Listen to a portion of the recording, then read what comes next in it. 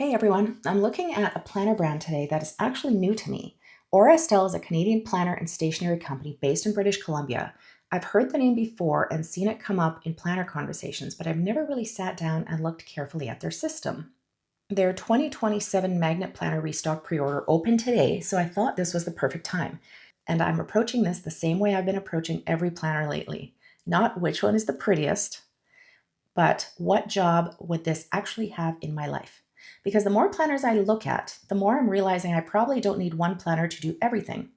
I may actually need one larger planner that stays at home for content and bigger picture thinking, and something smaller and portable for everyday life.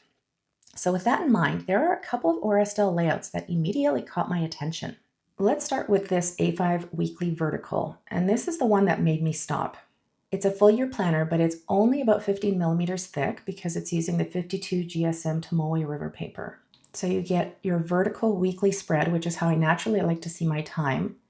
And then after that, you get 2 blank grid pages. This is very close to the structure I've been looking for. Give me enough structure to see my week, and then give me enough flexible space where I can plan content, make notes, brain dump, reflect.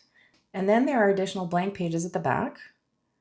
Now, there's one thing that gives me pause. Estelle groups the months and weeks together by month, and I tend to prefer all of my monthly calendars together and all my weeks together. So that's something I would have to live with. I've used that format before, and it can work for me. But purely from a weekly layout perspective, this is probably the strongest contender for me. And then there's this new B6 Weekly Horizontal. This one is only about 12 millimeters thick for being a light everyday carry planner. And it also uses the 52 GSM New Sanzin Tomoe River paper. I love that it comes in a variety of colors. You have your week on one page and then a blank grid page beside it. And I can see a completely different job for this. This could be a very good content planner or portable weekly planner because I don't necessarily need 7 enormous boxes for every day. I need somewhere to see what's happening that week and what I'm publishing and what I'm recording and what matters, and then somewhere to think. And again, there are a lot of blank pages at the back, which I really like. So if I were choosing today, these would be my two. The A5 Weekly Vertical, if I wanted one main planning system with the time blocking and flexible pages.